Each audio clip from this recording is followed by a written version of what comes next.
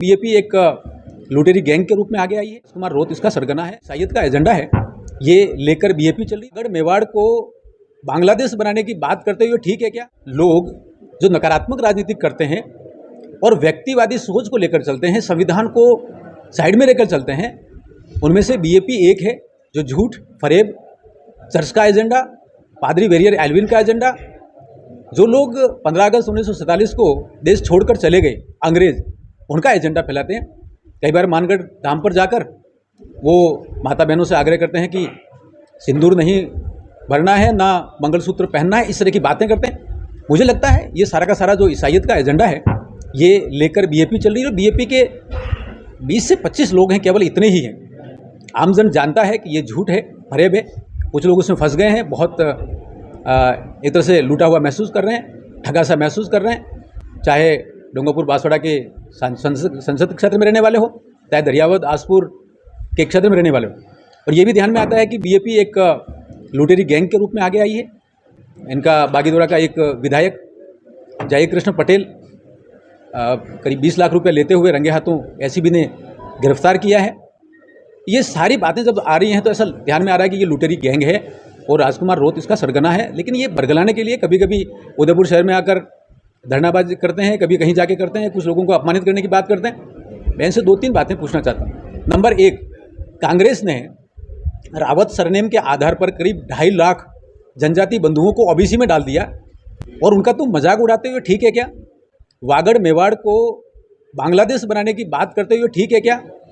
और तीसरा और महत्वपूर्ण बात, ऐतिहासिक तौर पर दक्षिणी राजस्थान के जनजाति बंधुओं को कोटे में कोटा का आरक्षण मिलने की संभावना जब बनी है, सुप्रीम कोर्ट ने कहा है, उसका आप विरोध करते हैं और जो माइनॉरिटी हैं उनको एसटी की परिभाषा से बाहर निकालने की बात करते हैं, तब तुम उसका विरोध करते हो। ये ठीक नहीं है। आदिवासियों के अधिकारों के लेकर आदिवासी समाज जागरूक है, जनजातियों को अपनी संस्कृति पर गर्व है और अपने नायकों पर गर्व है, उसको लेकर चल रहे हैं, सामाजिक समरसता के साथ सबके साथ रहते हैं।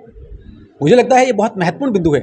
लेकिन जिस प्रकार से बीजेपी युवाओं विरोधी, महिला विरोधी, संस्कृति विरोधी, विकास विरोधी एजेंडा चला रही है, ये ठीक नहीं है। ऐसा मैं सभी से आग्रह करता हूँ, विशेष तौर पर समाज जो जागरूक रहे। ये एक लुटेरी गैंग है और धर्मांतरण का एक रचना चला रही है, ये ठीक नहीं है। हिंदू समाज को, सनातन समाज को, आदिदेव महादेव को मानने वालों को जब गालियाँ देते हैं तो ये ठीक नहीं है।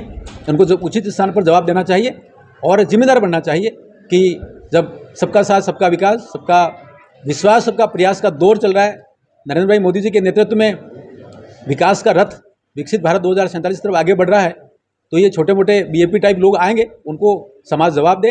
और लोकतंत्र के चौथे स्तंभ पत्रकारिता के माध्यम से मैं आप सभी से आग्रह करूंगा, आप सभी सावधान रहें, सचेत रहें और जिस प्रकार से जनविकास के लिए डबल इंजन सरकार काम करिए, उनको सकारात्मक ढंग से लें और सभी को बताएं।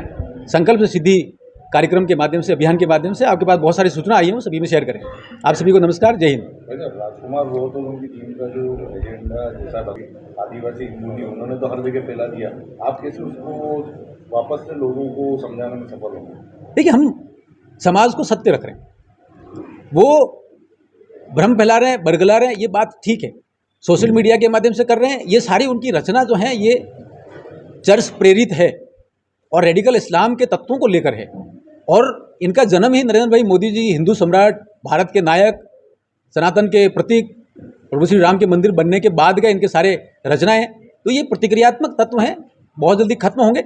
और जब हम सत्य रखते हैं तो ये गाली गलौज करते हैं, अपमानित करने की बात करते हैं, लेकिन समाज जान चुका है कि ये इनका एजेंडा जो है पूरी तरह से नकारात्मक है और खोखला है। समाज का जो अस्मिता के प्रतीक हैं, पूजा पाठ है और नाम है, दैनिक जीवन है, वो पूरी तरह से आदिदेव महादेव की जो व्यवस्था है उसको प्रेरित है।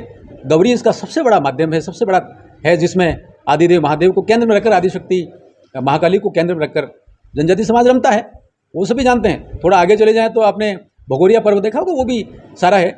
और जनजाति समाज के आराध्य जो है प्रभु श्री आदिदेव हैं, तो ये सभी जानते हैं। लेकिन ये भ्रम का एजेंडा लेकर आए, मुझे लगता है ये बहुत कपूर की तरह उड़ जाएगा। युवाओं का तो पूरा ब्रेन वॉश हो चुका है। ऐसा नहीं है।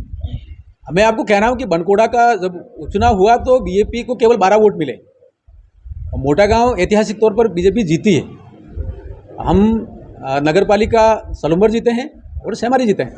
तो ये सारी बातें हैं, धीरे धीरे समाज को पता लग रहा है, लोग समझ रहे हैं कि ये ठग हैं, ये झूठे हैं, ये भ्रम फैलाने वाले हैं और ये केवल चर्च की राजनीति करते हैं, ये समझ में आ गया है। इस कारण ये फैलता चला जा रहा है और मुझे लगता है युवाओं को भी ये ध्यान में आता चला जा रहा है। कुछ लोग भटक कर चले गए हैं, वो भी जल्दी आएंगे।